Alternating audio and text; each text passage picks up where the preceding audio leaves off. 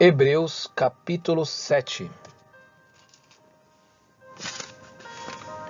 Melquisedeque, tipo de Cristo. Porque este Melquisedeque, rei de Salém, sacerdote do Deus Altíssimo, foi ao encontro de Abraão, quando este voltava da matança dos reis e o abençoou. Foi para ele que Abraão separou o dízimo de tudo. Primeiramente, o nome dele significa Rei da Justiça. Depois também é Rei de Salém, ou seja, Rei da Paz. Sem pai, sem mãe, sem genealogia, ele não teve princípio de dias nem fim de existência, mas, feito semelhante ao Filho de Deus, permanece sacerdote para sempre. O sacerdócio de Cristo é superior ao levítico. Vejam como era grande esse a quem Abraão, o patriarca, pagou o dízimo tirado dos melhores despojos.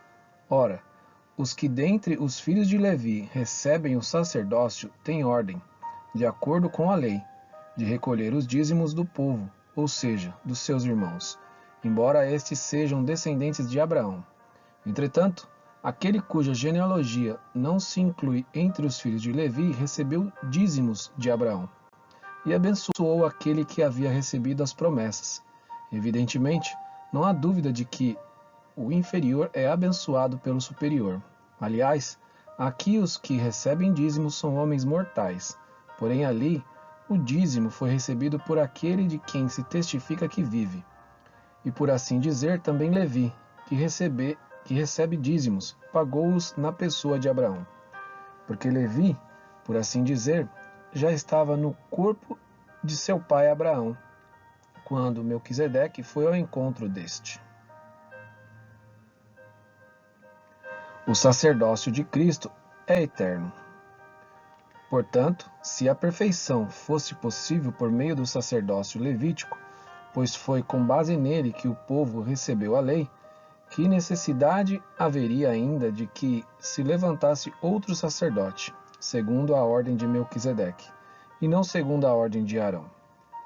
Pois, quando se muda o sacerdócio, necessariamente muda também a lei, porque aquele de quem são ditas essas coisas pertence a outra tribo, da qual ninguém prestou serviço diante do altar.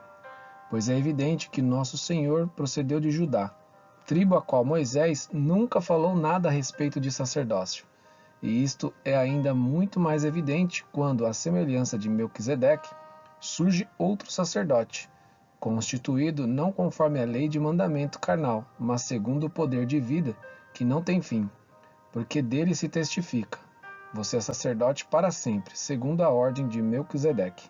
Portanto, por um lado, se revoga a ordenança anterior, por causa de sua fraqueza e inutilidade, pois a lei nunca aperfeiçoou coisa alguma, e por outro lado, se introduz esperança superior, pela qual nos chegamos a Deus. E isto não se deu sem juramento, porque os outros são feitos sacerdotes sem juramentos. Mas este foi feito sacerdote com juramento, por aquele que lhe disse: o Senhor jurou e não se arrependerá, você é sacerdote para sempre. Por isso mesmo Jesus se tornou fiador de superior aliança. Ora, os outros são feitos sacerdotes em maior número, porque a morte os impede de continuar. Jesus, no entanto, porque continua para sempre, tem o seu sacerdócio imutável. Por isso também pode salvar totalmente os que por ele se aproximam de Deus, vivendo sempre para interceder por eles.